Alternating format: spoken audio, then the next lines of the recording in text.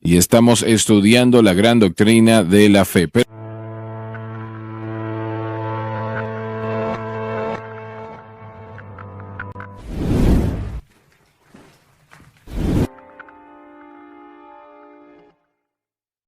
La historia de la Biblia es la historia de Jesucristo y este crucificado. Esa es la historia. Los millones y millones y millones de corderos ofrecidos en el tiempo del Antiguo Testamento eran símbolos de la cruz, de lo que Jesús haría en la cruz del Calvario, muriendo en la cruz del Calvario por los pecados de los hombres. Millones. Cuando Salomón dedicó el templo, cientos de miles, y no estoy exagerando, cientos de miles de corderos y ovejas fueron ofrecidos como sacrificios. Fueron tantos que el gran altar de bronce estaba 30 pies, tenía 30 pies de ancho y largo, no podía manejar todos los sacrificios, así que tenían que crear otros altares en conexión con el altar, y la sangre fluía al río Quedrón, al torrente de Quedrón, y fluía allí durante días cuando dedicaron el templo. Pero los miles de galones de sangre animal que fue derramado, y Dios se agradó de ello, todavía no removían un pecado. No podía ser. La sangre de machos cabríos no pueden hacerlo. Pero cuando Jesús murió en la cruz del Calvario, derramando su sangre, que no tenía mancha, que no tenía dilución, que no había sido contaminada, no había habido un pecado que podía manchar ese fluir. Una gota de ello limpiaría los pecados de los hombres desde aquel tiempo hasta cuando esté. Así de poderoso y potente era la sangre de Jesucristo. ¿Nuestras iglesias están predicando la sangre hoy día? Yo le doy gracias a Dios que el domingo pasado Gabriel predicó la sangre. Cuando yo vea la sangre pasaré de vosotros. No dijo cuando vea su edificio, su iglesia, cuando vea la ropa bonita. Cuando yo vea que la sangre pasaré de vosotros. El juicio viene. Todos estarán allí. Todos los que rechazan. Oh, pecador, escucha, permite que Jesús entre, y Él pasará de vosotros. El ángel de la muerte pasará de vosotros, no se detendrá. El juicio no llegará, Dios le bendecirá por la sangre. La sangre, amén. La sangre, la sangre. Cuando ese ángel de la muerte pasó por Egipto, Él no miró al pueblo que estaba en la casa. Él miró a la puerta. Por la sangre fue aplicada. Y si la sangre fue aplicada, todo estaba bien, gloria a Dios. Y damas y caballeros, todavía es tan efectivo hoy como lo fue aquel día cerca de 4,000 años atrás. ¿Entiende lo que le estoy diciendo? La preciosa sangre de Jesucristo derramada en la cruz del Calvario, ampliamente, muy por encima de cualquier otra cosa, esta Biblia está llena de la preciosa sangre de Jesucristo. Cuando menciona la redención, cuando menciona la sangre, cuando menciona la cruz, cuando menciona la salvación, con todas estas cosas que son simbólicas de la sangre de Jesucristo. Y gracias a Dios que esa sangre ha sido aplicada a mi corazón y su vida, y usted puede descansar diciendo, bueno, yo he hecho las cosas muy mal, hermano Swaggart. Usted no está solo. Amigos, no están solos. Permítame decirle lo siguiente. Su sangre es suficiente para limpiar de todo pecado, no importa cómo sea ese pecado, qué tan malo sea, y gloria a Dios por la victoria. Estamos hablando de nuestro objeto de fe. Al fijarnos en la cruz, debemos reconocer en nuestra posición que Dios se fija en la cruz también. Ese es el punto de reunión entre Dios y el hombre. Es el único lugar donde Dios se reúne con el hombre. Exacto, así es. No lo hará en ningún otro lugar. Así que si pensamos que es en algo que hacemos o que no hacemos, vamos a encontrarnos grandemente sin la ayuda de Dios utilizándolo de esa manera. Hermano Swaggart, yo he visto en los 35 años que he estado estudiando del movimiento de la iglesia moderna, y yo gradualmente he visto que se mueven más y más alejándose de la cruz. Hoy estamos en el lugar en el que muchas iglesias ni siquiera mencionan la cruz ni ni la sangre de Jesucristo que nos redime y nos guarda. Pero yo creo que por esta programación, por la enseñanza que está transmitiéndose, que hay un hambre en el cuerpo de Cristo que existe porque no han estado recibiendo las cosas de Dios. Y yo sé que todo esto a corto plazo que estamos sufriendo, creo que ha habido un despertar. Ayer leí una estadística en Insight que trata o que tiene que ver con mucha gente que está buscando de Dios por causa de este coronavirus. Esta pandemia falsa no solamente está afectando a la gente, sino a las economías, afectando la mortalidad de la gente. ¿Voy a contraer esto y voy a morir o no? Así que en esta situación que está pasando, la gente está buscando, y este verso vino a mi mente: examinaos para ver si estáis en la fe. John, esa frase entregada por Pablo, examinaos, es algo que cada creyente debe hacer, porque es tan fácil. Así es. Para que nuestra fe cambie de lugar, que nos enfoquemos en nosotros mismos, que nos enfoquemos en algo tonto que alguien inventa. Esto es algo simple y eso nunca cambia. Ha sido de esa manera desde el momento que Adán y Eva cayeron en el huerto del Edén. Cuando el Señor le dijo a Caín y Abel que edificasen un altar, Caín no lo quiso hacer. Él edificó un altar, pero no era el sacrificio correcto. Y Abel lo hizo. Y desde ese momento en particular, algo que sucedió antes de eso, estoy seguro que Adán y Eva, hay evidencia de hecho que ofrecieron el sacrificio correcto durante un tiempo, porque tenían un santuario allí. Y ellos habían ofrecido, pero de alguna manera u otra dejaron de hacerlo, se detuvieron. Y ellos, bueno, no tenemos registro de lo que sucedió con ellos, francamente.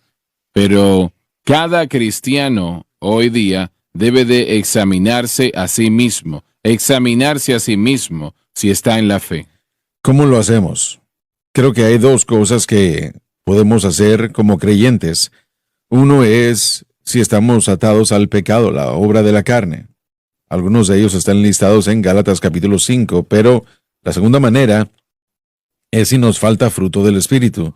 Muy bien. Hay muchos cristianos que no tienen paz, gozo, descanso, longanimidad, paciencia, fe. ¿Y por qué? Porque no están en la fe. El objeto de la fe está mal, y creo que esas son dos maneras en las que Dios nos dejará saber que algo está mal y que necesitamos examinarnos y arrepentirnos. Y yo creo que se debe de hacer periódicamente eso. Absolutamente. No solamente una vez, sino periódicamente. Y si el predicador predica la cruz desde detrás del púlpito, realmente será más obvio para las personas el hacer esto, ¿no? Que los creyentes hagan esto, a diferencia que como si nunca se menciona. Y definitivamente en muchas iglesias la cruz nunca se menciona. Así es, la Biblia dice, toma la cruz diariamente. Y síganme. Sí. Muy bien. Adelante, por favor. El blanco de nuestra fe debe de ser la cruz de Cristo. El objeto de nuestra fe siempre debe de ser la cruz de Cristo. Recuerdo, y probablemente ustedes no lo recuerdan, o Lauren, tú no lo recuerdas, estábamos en la radio que teníamos donde celebrábamos un estudio en la palabra para la radio en aquellos días. Y nosotros estábamos empezando en todo esto. Y tú dijiste, la cruz debe de ser el objeto de nuestra fe. Yo eso nunca lo había escuchado hasta ese momento. ¿Recuerdas eso? No recuerdo ese día específico. Hubieron cosas que habían comenzado a salir en aquel entonces. El objeto de nuestra fe, fue algo muy importante. El orden prescrito de Dios fue otra cosa. Eso tocó mi vida cuando dijiste eso. Era como que el Señor me estaba diciendo, este es el camino. Así es. Y lo que esto significa, mire, los creyentes dicen, ¿qué significa? Bueno, significa que nuestra dependencia, nuestra confianza y nuestro corazón entero depende de Cristo y de lo que Él ha hecho por nosotros. De eso es lo que estamos hablando, del objeto de nuestra fe, que es donde mi fe está, donde descansa y reposa. No queremos tener una fe dividida, no queremos tener un objeto incorrecto de fe, porque un objeto incorrecto de fe, indica que la relación con Dios no... Te voy a hacer una pregunta. ¿No piensas que el objeto de la fe para los santos del Antiguo Testamento tenía que ser el sacrificio? Siempre, sí. Bueno, se inició de esa manera en el huerto del Edén, desde Génesis 3. Vimos nosotros la promesa de Dios a Adán y Eva. Él tiene que, básicamente uno tiene que dejar el huerto y yo tengo que dejar vuestro costado o vuestro lado, pero aún hasta en ese momento que pronunció ese juicio, les prometo que la simiente de la mujer vendrá y destruirá la simiente de la serpiente. Y al mismo tiempo nosotros creemos que eso fue en Génesis 3:15, ¿verdad? Me parece que es el verso 3:19 o 21, donde Dios literalmente vistió a Adán y a Eva con las pieles de ángeles, de animales, perdón. Y esa habría sido la primera muerte de animales y se cree comúnmente que esa es una representación de que Dios le enseñó a Adán y a Eva el objeto apropiado de fe o el sacrificio apropiado para que, bueno, el cual era el único camino de Dios de mantener relación con ellos. Así que eso tenía que mantenerse y después encontramos que una generación después, Abel, él es el segundo hijo, no el primero, que ofrecía ese mismo sacrificio manteniendo el objeto de fe dado en el capítulo 3, así como en el capítulo 4. Y es que el objeto de la fe para Israel poco a poco se convirtió en la ley. Y no podían guardar la ley, así Sí. que ellos estaban descartados antes de empezar.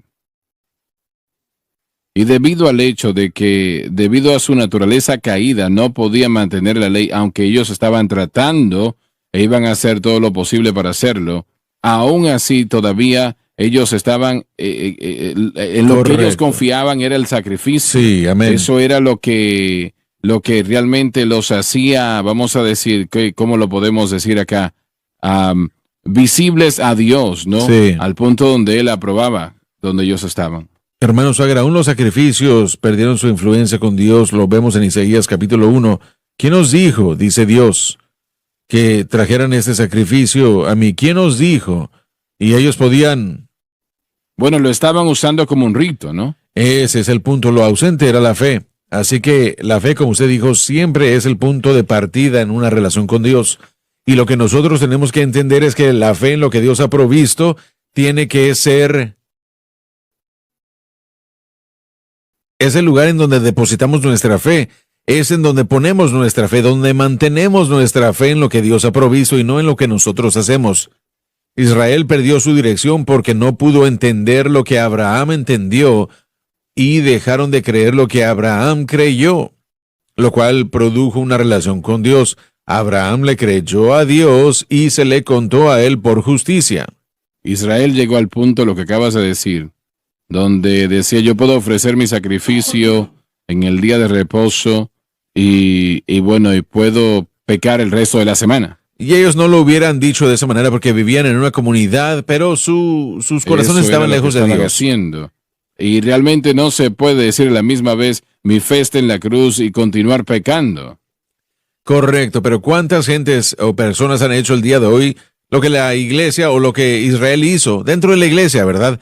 Vamos a la iglesia los miércoles, tal vez no vamos los domingos en la noche, aun si tuvieran servicios las iglesias, porque estamos muy ocupados, activados en nuestras vidas y tenemos que mantener lo que nosotros hacemos, pero le damos a Dios nuestra hora y media, y después tal vez nos salimos a hacer lo que el mundo hace, pero realmente no estamos considerando a Dios al vivir nuestro día, no estamos pensando en el hecho de que Cristo vive en mí, realmente no estamos concentrándonos en lo que estamos aquí para hacer, que es propagar el evangelio.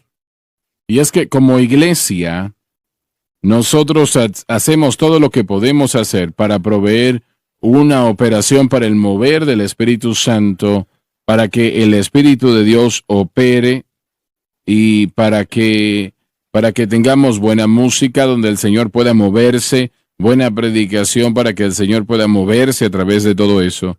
Pero esa persona hoy día de quien estamos hablando tiene que tener una consagración personalmente. Ese es el punto. Que realmente, bueno, cuando una persona empieza a perder su caminar, con el Señor empiezan a buscar faltas, ¿no? Bueno, a mí no me gusta esto, aquello, ellos cantan demasiado, muchas alabanzas rápidas o muy lentas, no me gusta esto, no me gusta aquello. Adelante, hermano Swagger, no quise interrumpirlo. Bueno, yo terminé ya, pero más adelante esa persona se va a dar por vencida. Sí, el hermano Brown, Olin Brown, tal vez usted lo recuerda. Claro, claro que sí. Padre en la fe, cuando yo estuve aquí como estudiante, él solía decir comúnmente, decía, los cristianos son como carros de oro, dejan de fallar antes Así de es. salirse. ¿Iba a decir algo? Miren, yo le quería hacer una pregunta. Al analizar el Antiguo Testamento, el plan de Dios, los sacrificios de Moisés, si alguien nos escucha hablando de eso, es casi como si no valiera nada. Así que mi pregunta es, ¿qué fue lo que eso hizo para Israel? Usted mencionó a Abraham que no pudieron entender lo que Abraham hizo en cuanto a la fe, y así fue. Ellos se dirigieron más al sistema de sacrificio, y esa era la voluntad de Dios, lo sabemos, es escritura. La ley de Dios se le dio a Moisés y él la implementó. Él edificó el tabernáculo, lo hicieron en obediencia. ¿Qué fue lo que eso hizo para ellos o causó personalmente cuando participaron en esos sacrificios?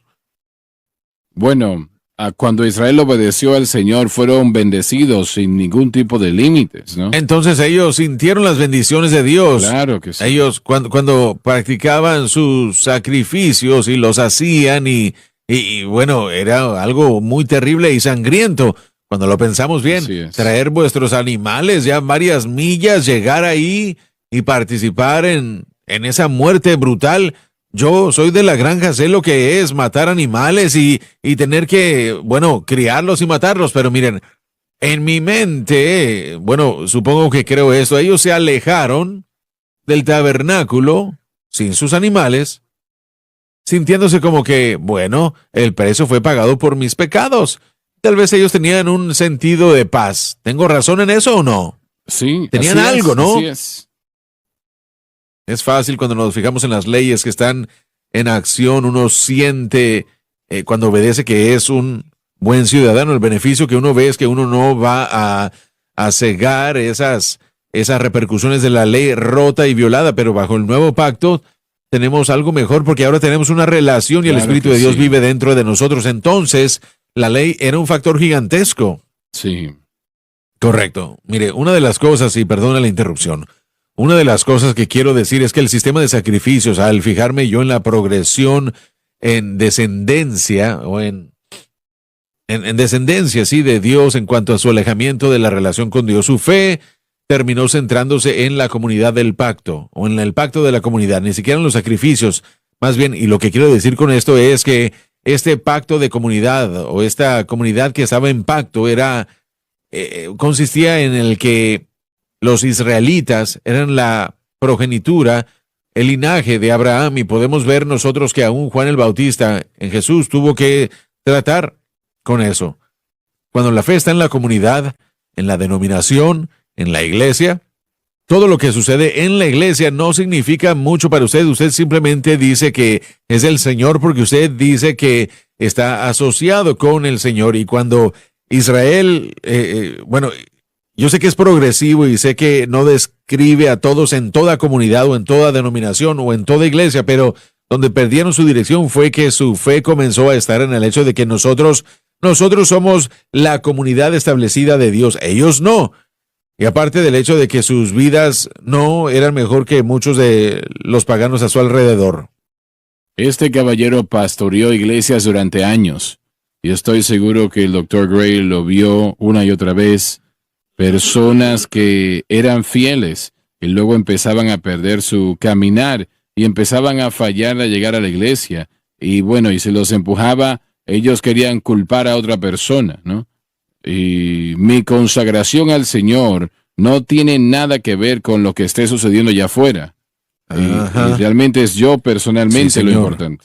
Y ellos dicen, miren, no estamos siendo justos. Exactamente, eso es lo que dicen rápidamente, no estamos siendo justos. Y yo sé que, bueno, le mencioné una familia a Francis el otro día recientemente que yo no había visto en la iglesia durante varias semanas ya.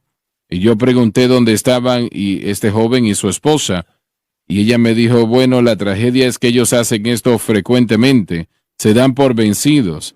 Alguien se acerca a ellos y les hace hincapié de que vuelvan a la iglesia y vuelven, ¿no? Pero lo que usted acaba de decir probablemente es la palabra que se utiliza más frecuente. No estoy siendo alimentado.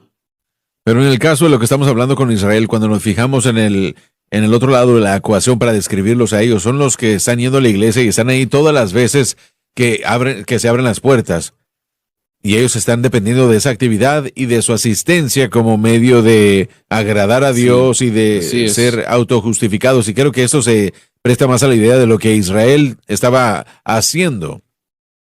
Y en Isaías 1, si lo estudiamos, vemos que estaban ellos haciendo todas sus rutinas, sacrificios, fiestas de luna, pero su corazón no estaba nada de cerca y Dios los llamó a arrepentirse, a examinar su fe, y esto nos habla de todo eso. Bueno, llegaron al punto que estaban ofreciendo corderos enfermos. Aún las buenas, si no se ofrecen de corazón, no significa nada. Examinaos y vosotros mismos estáis en la fe. Esto es muy poderoso aquí, damas y caballeros. Millones y millones son religiosos, pero no están en la fe. Son muy religiosos, pero no están en la fe. Y yo temo que muchas de nuestras iglesias están siguiendo esa dirección. Son religiosos, pero no están en Cristo. Las palabras la fe se refieren a Cristo y este crucificado con la cruz siendo siempre el blanco de nuestra fe. Probaos a vosotros mismos. Asegurarse que su fe está en la cruz y no en otras cosas. ¿No os conocéis a vosotros mismos que Jesucristo está en vosotros? Lo que solamente puede estar cuando nuestra fe está expresada en su sacrificio. Si ya no sois reprobados. Rechazados. Ahora, está diciendo algo aquí. El Espíritu Santo a través de Pablo. Esto es poderoso. Si nuestra fe está en algo que está mal, el Señor nos ve como que estamos reprobados. Y damas y caballeros o caballeros, les hago la pregunta, ¿qué es un reprobado? Una persona que... Una persona que no es aprobada. ¿No es aprobado? Una persona que su mente ya no puede comprender el verdadero entendimiento de Dios. Y su mente no puede comprender la diferencia entre el bien y el mal. Es un estado en el que la mente mire, no es algo instantáneo. No es algo en el que truena el cielo y ahí está el asunto. De acuerdo a Romanos 1, es un espiral descendente, una resistencia consistente de la verdad que Dios revela. Eso causa una mente que no más escucha ni es capaz de escuchar lo que Dios está diciendo. ¿Alguna vez han buscado esa palabra? La palabra en el griego reprobado se regresa a la idea de ser una persona que no pasa la prueba. La Escritura dice, examinaos, probaos, y al final dice, si no sois reprobados, rechazados. La nota que es correcta, pero en el griego indica que cuando a uno se le administra la prueba, uno no pasa la prueba. Eso significa que todo el esfuerzo y todo el sufrimiento no sirve de nada, porque cuando lleguemos al punto del examen, de la prueba, no hay aprobación. Yo fui criado para creer que una persona así es aquella persona que no sabe nada de Dios. Bueno, uno tiene que alejarse de la verdad para poder... Pero, ¿qué encuentra usted, doctor? Bueno, yo estoy a favor del entendimiento antiguo que usted mencionó. Yo veo el término como que es más severo que las palabras que usted está usando. Exacto, a eso me refiero. Veo como que es una persona que es de dura cerviz, de corazón duro, rígida, y que ni siquiera quieren cuestionar su posición. El Espíritu Santo no puede tratar con ellos. Ellos han endurecido su corazón, se han puesto rígidos, son de dura cerviz y no se puede negociar. Han rechazado. Sí, esa es una amén. indicación de la palabra. El Señor no puede Gracias, aceptarlos. Sí. Ese es el estándar acá, no la persona. Dios es quien los rechaza y eso es algo importante. Amén, no queremos ser rechazados por Dios propiamente, pero fe en cualquier otra cosa aparte de Cristo y este crucificado, Dios no lo va a honrar.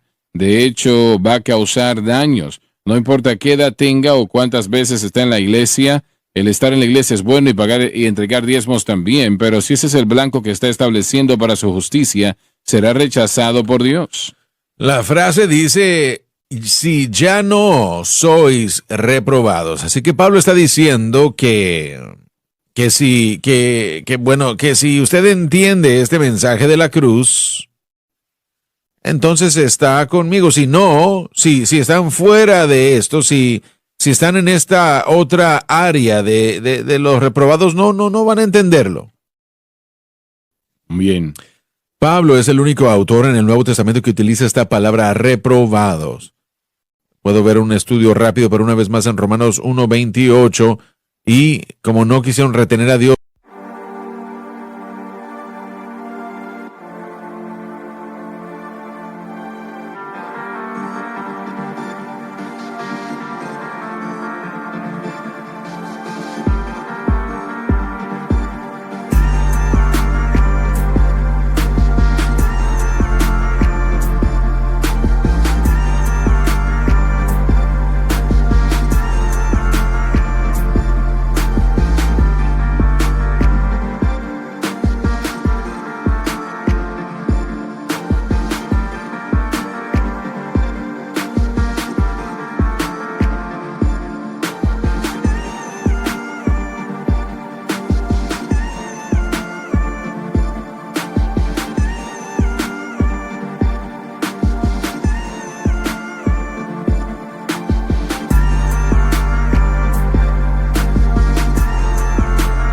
en su conocimiento, Dios los entregó a una mente reprobada para hacer cosas que no convienen.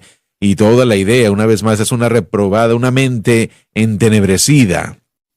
Ahora, permítame decir esto. Yo creo que mientras que una persona esté respirando, hay oportunidad para que Dios penetre aún ese corazón más duro y la mente más entenebrecida. No estoy de acuerdo con eso. Bueno, yo sí, mientras que respiren, creo que hay un potencial.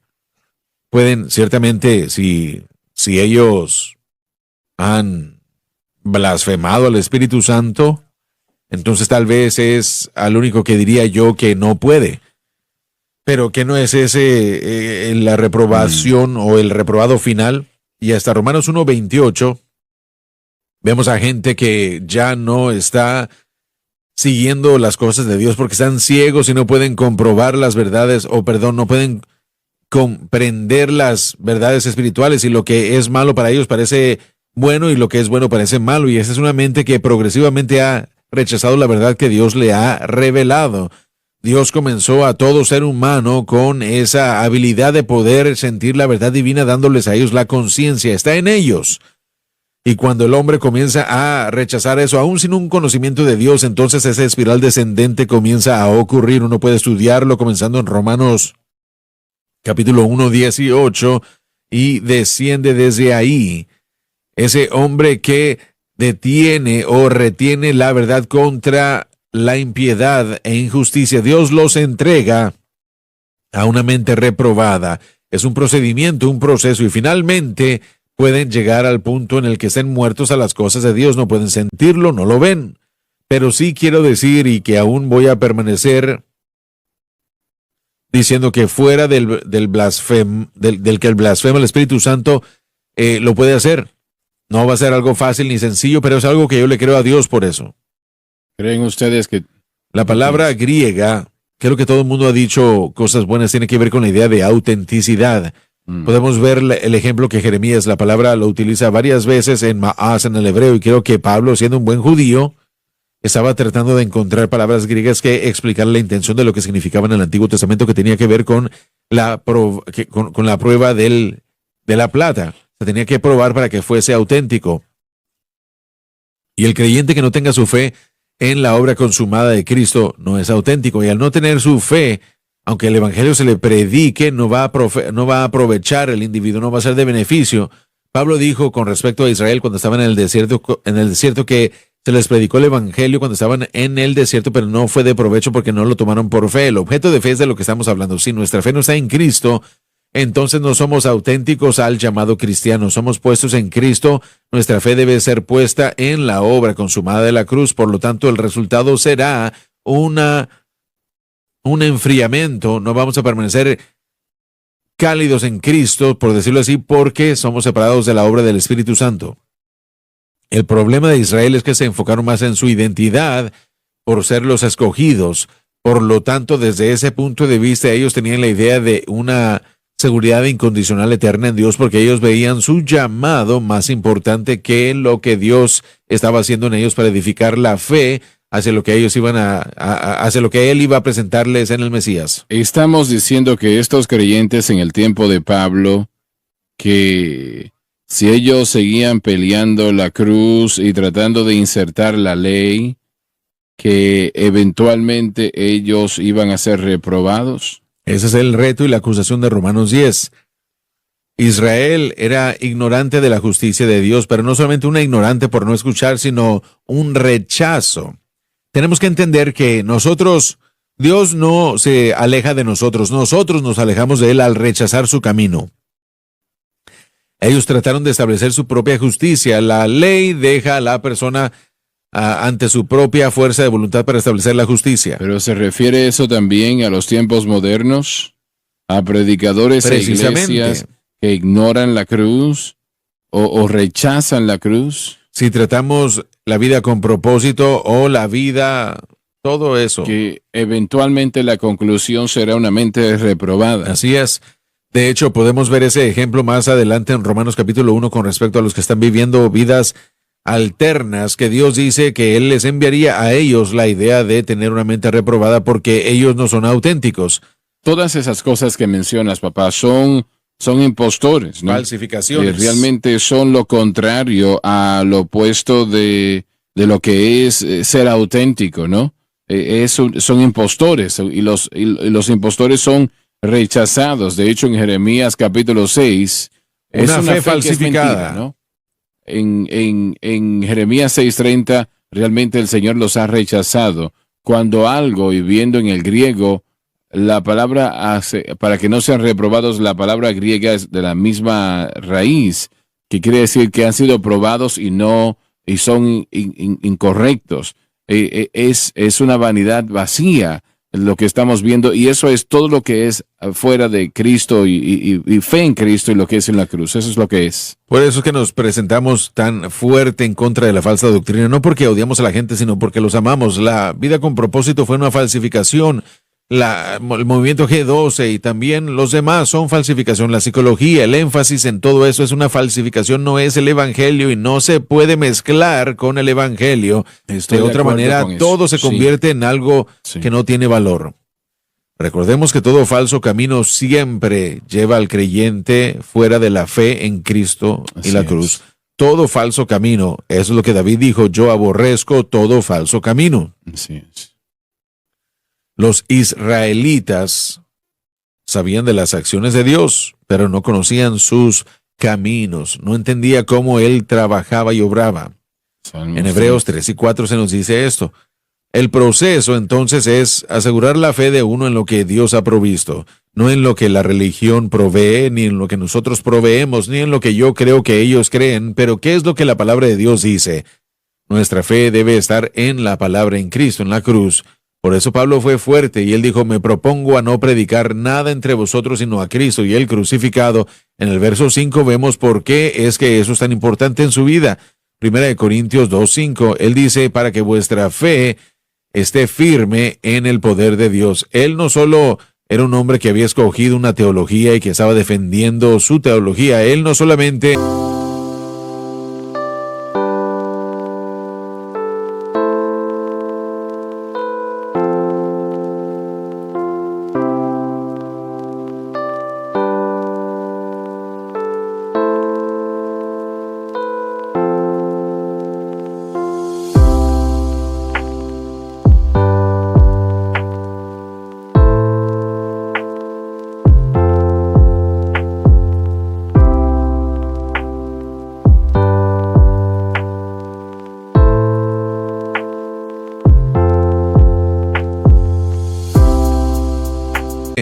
Fue un hombre que escogió a su grupo y estaba defendiendo a su grupo. Él sabía que cuando él predicaba a Cristo y él crucificado, si la gente lo escuchaba y lo aceptaban, su fe iba a permanecer y sería fundada en el poder de Dios. Y eso es lo que todo individuo necesita. Necesitamos el poder de Dios en nuestra vida. Hermano Swaggart, mientras discutimos esto, mi mente fue a los años cuando estuve en el seminario. Y mi pregunta es, ¿nos damos cuenta que al menos 50% de todos los púlpitos no de ninguna manera ven la cruz como nosotros la vemos, ni tampoco valoran la resurrección? Mucho más que eso, diría yo. Bueno, realmente es increíble. Cuando yo estaba en el seminario, en particular en el seminario liberal, hablábamos de estas cosas. Los profesores no les interesaba. No había sentido de oración, de búsqueda, de consagración en lo que tiene que ver con Cristo muriendo en la cruz. Lo tomaban de una manera filosófica. Y había que decir que estos hombres realmente no habían nacido de nuevo, ¿verdad? Tal vez era aún peor que eso, por eso la palabra reprobados. Yo creo que en cierta manera algunos de esos profesores, muy posible estaban en esa condición reprobados, estaban fuera de la fe cristiana. Así y simplemente estaban allí para la filosofía, presentar sus filosofías sobre su sistema neocristiano, que estábamos allí estudiando, pero realmente, por ejemplo, voy a mencionar su nombre. Un nombre inusual. El doctor Beckelheimer enseñaba homilética y cuando un estudiante enfatizaba la resurrección decía, tú no estás bien en eso no es necesario. Y esos son los que están entrenando a los pastores. Exacto. Y eso representa a los seminarios liberales en todo el mundo. Sí. Y nosotros somos evangélicos. Obviamente nosotros estamos tratando de decirle a los pentecostales que tienen que leer y reconsiderar esto y volver a la cruz. Pero le puedo decir que hay otro grupo que hace tiempo que abandonaron. ¿Que no es eso lo que Pablo le estaba diciendo en los Hebreos? Hebreos 6 y 10, que son aquellos que han puesto su fe en algo más completamente y completamente han rechazado a Cristo como el medio de salvación. Así es. Sí, quiero decir esto antes de terminar, miren. El ser reprobado, toda persona que no entiende lo que estamos predicando no es un reprobado. Claro que no. Y toda persona en este momento que no ha aceptado, aunque están viéndolo y aunque tal vez se han alejado de lo que estamos predicando, no es necesariamente un reprobado. Quiero aclarar eso. Correcto. Quiero dejar eso en claro. Pero si usted rechaza el mensaje, voy a decir esto y creo esto con todo mi corazón. Si usted rechaza el mensaje del objeto apropiado de fe, usted está en peligro de dirigirse a esa dirección o de irse por esa dirección y ya está en camino del potencial de convertirse en un reprobado. Pero al mismo tiempo, no todo aquel que no entiende lo que estamos enseñando o predicando es una persona no salva. No podemos poner a todo el mundo en esa categoría. Yo quisiera que todos escucharan y obedecieran lo que la palabra de Dios dice que debe ser nuestro objeto de fe. Me temo que probablemente hay más de lo que sabemos y menos de los que quisiéramos.